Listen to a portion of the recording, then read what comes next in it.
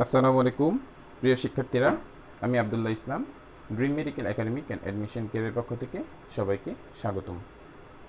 আমরা অনেকদিন পরে তোমাদের সামনে উপস্থিত হয়েছি। আমরা আজকে তোমাদের জন্য নতুন একটি টপিক নিয়ে আলোচনা করব। সেটি হচ্ছে জীববিজ্ঞান প্রথম পত্রের প্রথম অধ্যায়ে খুব গুরুত্বপূর্ণ একটি টপিক, আদিকোষ এবং প্রকৃত কোষের পার্থক্য। আমরা অনেকেই এই জিনিসটা নিয়ে একটু কনফিউজড হয়ে যাই যে আদিকোষ এবং প্রকৃত কোষের মধ্যে আসলে কি পার্থক্য থাকে।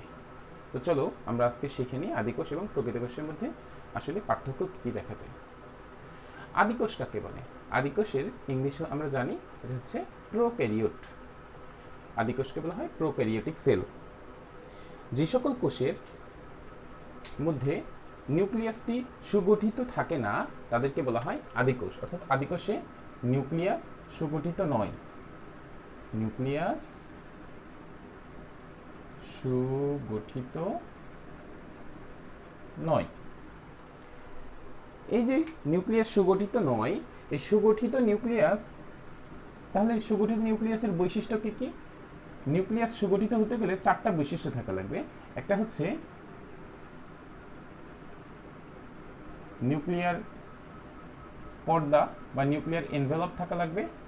এটাকে যদি আমরা একটা নিউক্লিয়াস ধরি তাহলে এটা হচ্ছে তার নিউক্লিয়ার এনভেলপ, এটা হচ্ছে নিউক্লিওলাস, এটা হচ্ছে ক্রোমাটিন জালিকা এবং এগুলো হচ্ছে নিউক্লিওপ্লাজম। এর ক্ষেত্রে নিউক্লিয়ার পর্দা থাকে না, নিউক্লিওপ্লাজম বা নিউক্লিয়ার যে রস এটা থাকে না, এর মধ্যে নিউক্লিওলাস থাকে না,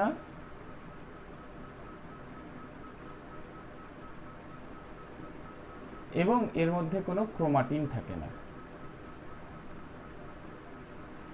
তাহলে আদিকোষের মধ্যে কি থাকে? আদিকোষের মধ্যে শুধুমাত্র কিছু বৃত্তাকার ডিএনএ বিদ্যমান থাকে। এই হচ্ছে আদিকোষের সংজ্ঞা, যে যে সকল কোষের মধ্যে নিউক্লিয়াসটি সুগঠিত নয় তাদেরকে আদিকোষ বলা হয়। এখন আসো প্রকৃত কোষ তাহলে কাকে বলে? যে সকল কোষের নিউক্লিয়াসটি সুগঠিত তাদেরকে প্রকৃত কোষ বলা হয়। এখন তাহলে সুগঠিত নিউক্লিয়াসের বৈশিষ্ট্য কি?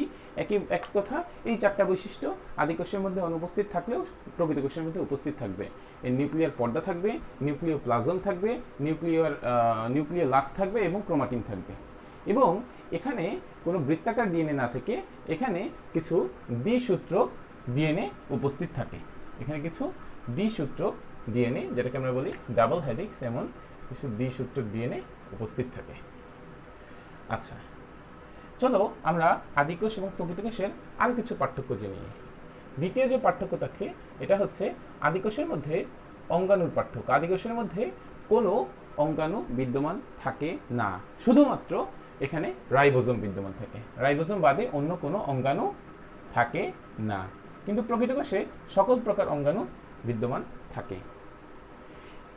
এই যে রাইবোজোম থাকে আদিকোষের মধ্যে, এই রাইবোজোমের মধ্যেও কিছুটা পার্থক্য আছে। আমরা জানি রাইবোজোম দুই রকম হয়ে থাকে, একটা হচ্ছে 70S রাইবোজোম, একটা হচ্ছে 80S রাইবোজোম।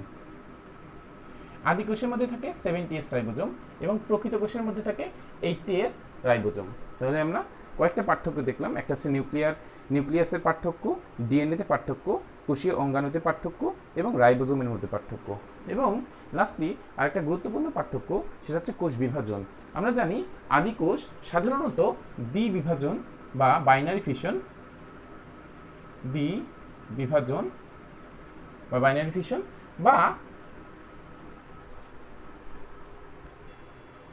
বা অ্যামাইটোসিস এই পদ্ধতিতে কোষ বিভাজন করে। অ্যামাইটোসিস।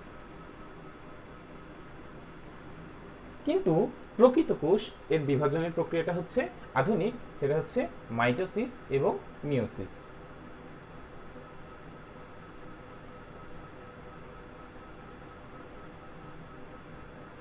চলো সবশেষে আমরা উদাহরণ জেনে নিই। আমরা জানি আদিকোষের অন্যতম উদাহরণ হচ্ছে ব্যাকটেরিয়া, সাথে আছে অ্যামিবা এবং আরও বিভিন্ন ধরনের জীব। এবং প্রকৃত কোষের উদাহরণের কোনো অভাব নেই। প্রকৃত কোষের মধ্যে আমরা মানুষ, গাছপালা, জিমনোস্পার্ম, অ্যাঞ্জিওস্পার্ম, যা আছে সব কিছুই প্রকৃত কোষের উদাহরণ। তো সবাইকে অসংখ্য ধন্যবাদ। আমাদের ভিডিওটা যদি তোমাদের ভালো লেগে থাকে তোমরা আমাদের চ্যানেলটা সাবস্ক্রাইব করে যাবে। সবাইকে অসংখ্য ধন্যবাদ। আসসালামু আলাইকুম।